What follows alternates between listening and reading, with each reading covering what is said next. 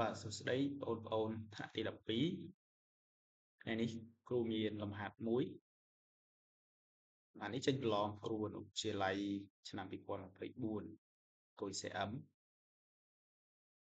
ហាត់ទី64ឲ្យរកសមីការ elip ដែលមានកំណុំ00និងកំណុំ40ផលបូកចម្ងាយពីកំណុំទាំងពីរទៅចម្ងាយនៅលើ elip ស្មើនឹង10ឯកតាអញ្ចឹងហាត់នេះយើងចាប់អារម្មណ៍មុនដំបូងយើងមើលទៅលើ coordinate កំណុំយើងឃើញថាកំណុំរបស់វាមានការប្រែប្រួលនៅខាងអាប់ស៊ីសមិនអញ្ចឹងកាលណាវាប្រែប្រួលខាងអាប់ស៊ីសបានន័យថាអាថូមរបស់ elip ហ្នឹងគឺនៅលើអាប់ស៊ីសហើយ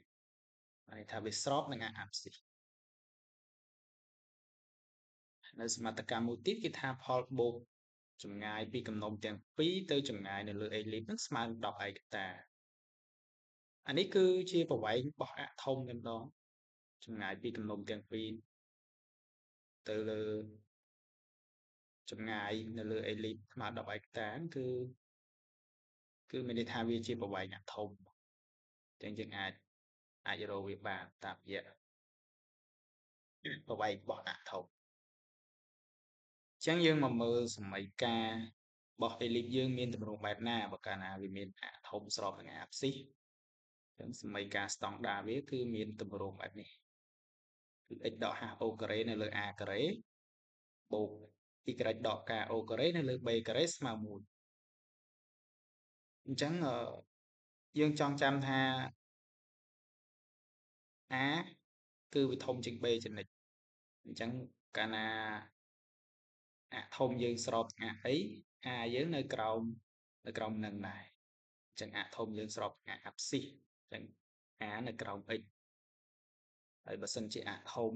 ស្របនឹងអា ordinate អាយើងនៅខាងក្រោម y វិញអញ្ចឹងទីចំណាំរបស់ខ្ញុំគឺបែបនេះអូខេឥឡូវយើងបានសមីការទម្រង់ស្តង់ដាមួយហើយយើងត្រូវការរក h រក k a ហើយនឹង b a ការ៉េ b ការ៉េឥឡូវយើងទៅរកទាំងអស់នេះជាសមត្ថកម្មកំណុំយើង00និង40អញ្ចឹងកាលណាវាប្រែប្រួលខាងអាប់ស៊ីសកនៃកំណុំរបស់វាគឺវាពាក់ព័ន្ធនឹងសេអញ្ចឹង h ដកសេ h បូកសេហើយយើងផ្ទឹមវាទៅអា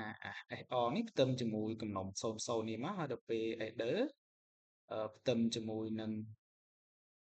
40នេះមកយើងទាញរក HK ហើយនឹង C បានអូខេអញ្ចឹងខ្ញុំទាញបានថាការស្មើ0ដោយសារតែកំណុំទាំងពីរវាត្រង់ការហ្នឹងគឺវាអត់ប្រែប្រួលវានៅ0ទៅដែរដល់ពេលត្រង់អាប់ស៊ីសនេះវា h ដក c កន្លែង AR នេះវាស្មើ0ដល់ពេលកន្លែង header h បូក c នេះផ្ទឹមគ្នាជាមួយ header គឺបាន h បូក c ស្មើ4អញ្ចឹងយើងបូកបំបត្តិទៅយកបូកបំបត្តិ c ទៅវាបាន2h ស្មើ4ហើយទាញរក h ទៅបាន h ស្មើ2ហើយយើងយកមកជំនួសឡើងអាណាមួយក៏បានដែរនេះ h ដក c ហើយនឹង h បូក c នឹងជំនួសទៅទាញបាន c ស្មើ2ដែរឥឡូវយើងស្គាល់